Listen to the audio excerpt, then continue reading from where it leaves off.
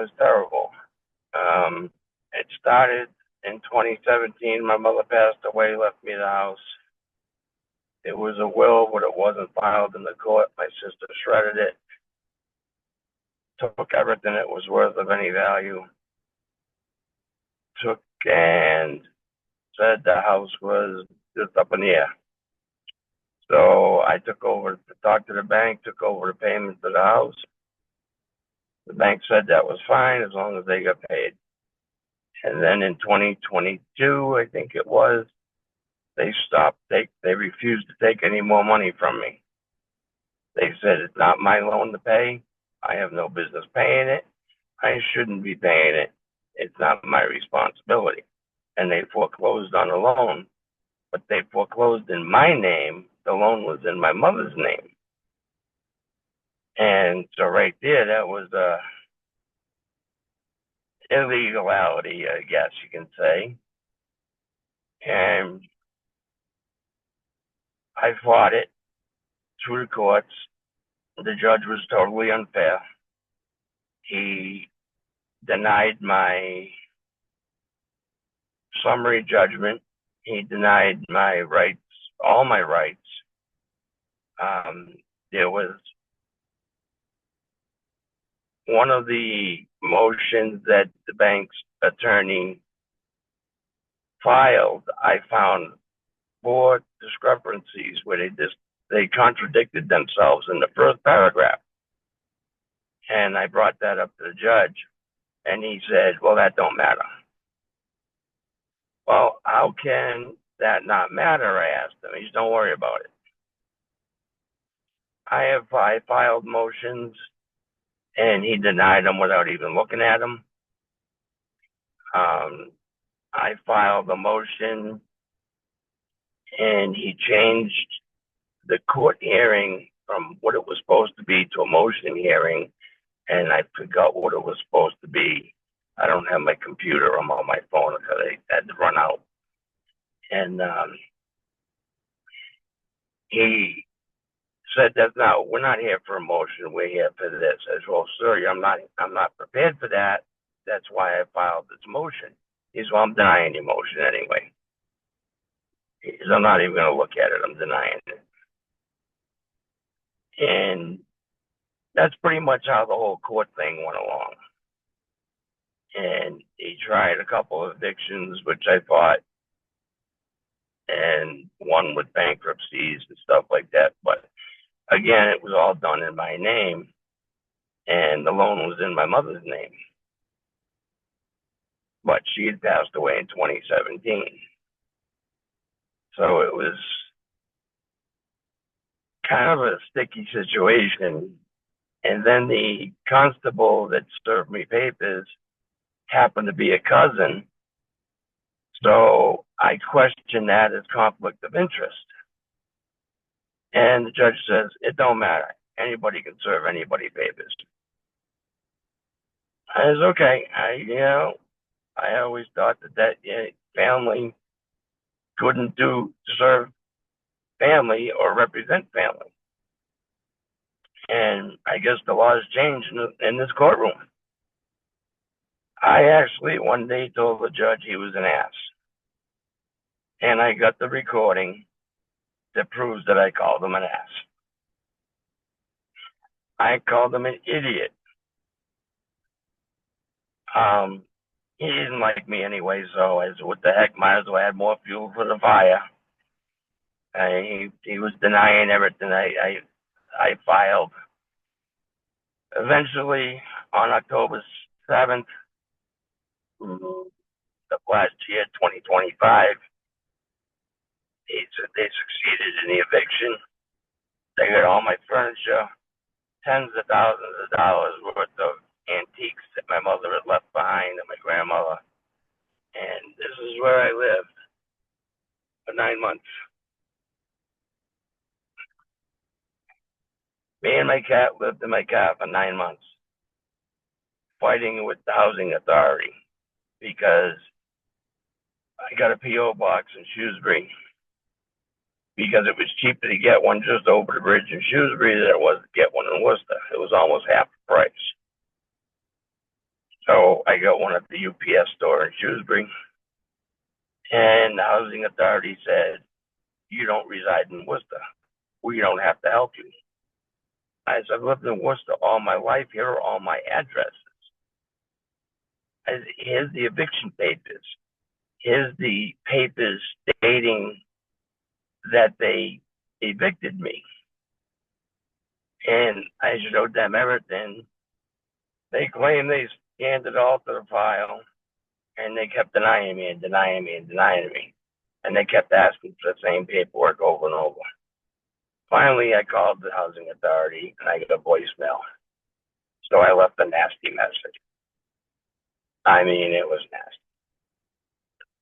About an hour later, I get a phone call back from a supervisor, and she was sweet as could be. He says, "Oh, we need to talk about this." She's, "This address you have, what is it?"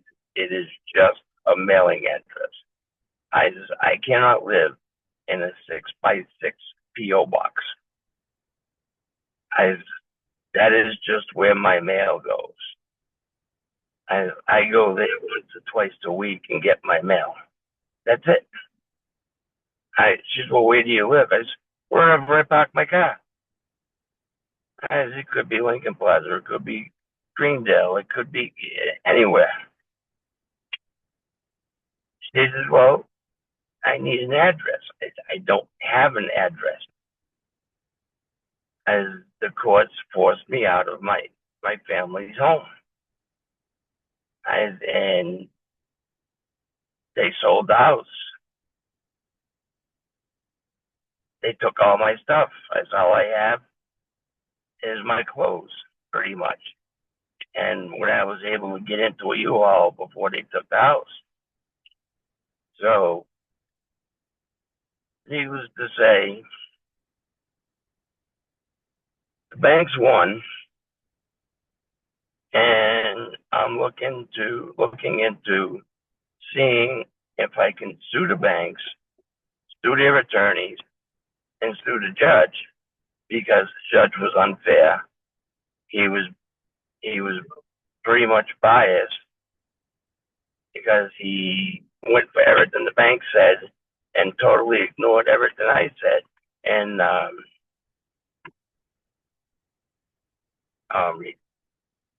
denied everything that I had filed. Denied most of it without even reading it. Denied most of it without a hearing. Didn't give me a chance to explain. He would go in the court. He was on Zoom. We were in the courtroom. He would say, "Do you have anything to add?" And I looked at him one day and I said, "What more can I add? You already denied everything I was going to say. You already denied my motion.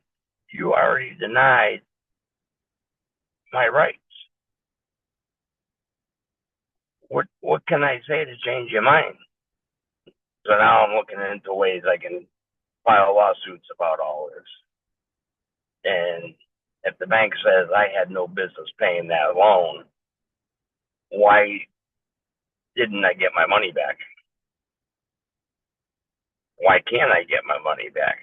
Why can't I get something for keeping the property up, doing repairs to the property? I had put solar on the house. They came in and they cut down. I mean, they pulled out all my mother's rose bushes, everything she planted. I mean, it was a beautiful, gorgeous fire tree in the yard. They cut that down, and we had a beautiful garden for vegetables on the side. They filled that in. I mean, they just totally went in and destroyed the place. It was sad, and I used to drive by once in a while, but I can't. No, I can't take it. I can't go by there and see somebody else living in my house. And that's pretty much my story in a nutshell. I'm on medication, stress, anxiety. I'm on like four or five different medications because of just to stay calm, because it's just the stress of it is just so much, and it's so tiring even just to think of it. I mean, I'll open my computer and I see all my little folders with all my documents and stuff, and I close the computer and do what I got to do on my phone because I can't handle it. They need to stop these illegal foreclosures, evictions. They're putting honest people that are trying their best out on the street. I mean, like I said, I was paying the mortgage faithfully every month, and then they just stopped taking my money. There was only $94,000 left to pay on the house. I offered to get a loan and give them the $94,000, and they said no, they're not going to take it from me. I mean, why not satisfy the loan? I mean, that's unfair, and in my eyes, that's illegal.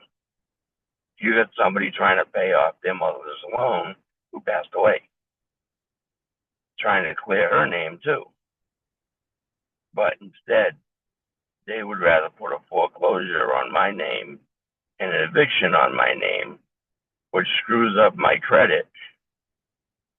And I've had such a hard time trying to find a place to live because of it. Finally, the Worcester Housing Authority stepped in and said, we have a place for you. We go by your income. You pay 1/3 of what your income is. I'm disabled. I'm on disability. I can't work. And I had to stay in my car for 9 months. I've had, now, the last Friday, I just had back surgery again. I've had 14 back surgeries. I got 3 spinal fusions. I got synthetic discs in my back. I mean, I've had all kinds of stuff done to my back. And it wasn't fun sleeping in the car. I mean, yeah, my car is nice and comfortable. That's one of the reasons I bought it, but I didn't plan on living in it for 9 months either. And but they need to change the laws. They need to get rid of these judges that are unfair. Like this particular judge, I found out he was retired, and they brought him back from retirement, and because they needed judges.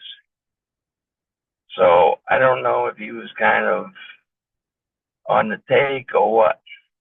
The constables show up with guns on their side trying to intimidate you. Badges, guns, handcuffs. They'll physically remove you from the property. They will physically put you to the ground and handcuff you. They don't have police powers to do that. Most of them are not board certified. And they're not even allowed to do the job they're doing. But they do it. Same with the sheriff's department. Most of them aren't certified, but they still do the job not being certified. I don't wish that upon anybody, not even my worst enemy.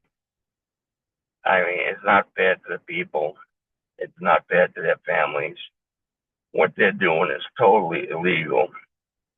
And we have proven it in affidavits, in statements, in motions that we've presented to the court.